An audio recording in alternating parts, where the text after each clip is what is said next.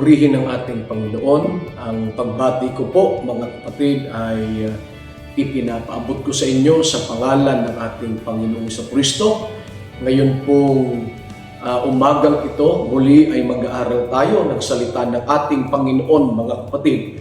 At ang pag-uusapan po natin ay ang serye kung paano ang tao makasusumpong ng kaligtasan. Tandaan po natin, mga kapatid, kung meron mang mahalaga, importanteng bagay na atin pong masumpungan sa mundo ito, walang iba, mga kapatid, kundi ang kaligtasan. Sa aklat ng Gawa, Kapitulo 2, ang talata po'y 37, ganito ang sinasabi ng Biblia. Nang marinig nga nila ito, nangasaktan ang kanilang puso at sinabi kay Pedro at sa ibang mga apostol, mga kapatid, anong gagawin namin? Ito'y isa sa pinakamagandang tanong na maaring itanong ng isang tao na naghahanap ng kaligtasan. Ano nga ba ang marapat niyang gawin upang siya'y makasumpong, mga kapatid, ng kaligtasan?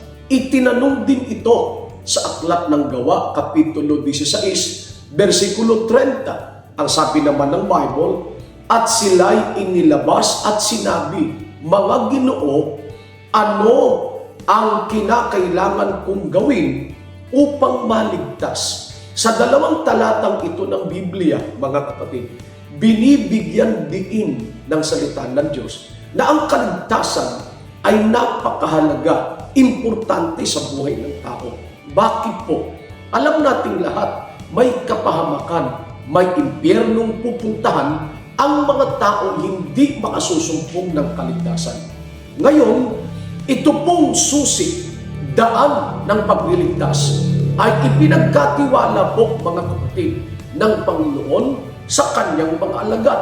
Sa Mateo 16, ang talata po'y 19, ang sabi po ng Biblia, ibibigay ko sa iyo ang mga susi ng kaharian ng langit at anumang iyong talian sa lupa ay tatalian sa langit at anumang iyong kalagan sa lupa ay kakalagan sa langit. Ang kaligtasan ay ipinagkatiwala ng Panginoon sa kanyang mga apostoles. Ang mga susi nito, mga kapatid, ibig sabihin, sa pamamagitan nila'y maipapangaral ang mga susi, kaparaanan upang ang tao'y maligtas. Ang tanong, ano yaong mga susi ng kaligtasan, mga kapatid? Yan ang magandang maintindihan natin sapagkat hindi sapat na ang tao'y maging mabait o mabuti lamang. Hindi po sapat ito. May mga daan, may mga susi na dapat nating makita, mga kapatid, masumpungan upang tayo po'y makasumpong ng kaligtasan. Ipinangaral din ng mga alagad ang wika ng mga alagad ng Panginoon sa Gawa 16:31 at kanilang sinabi, manampalataya ka sa Panginoong Hesus at maliligtas ka, ikaw at ang iyong sambahayan. Unang susi, mga kapatid, ang tao'y dapat sumampalataya sa Panginoon.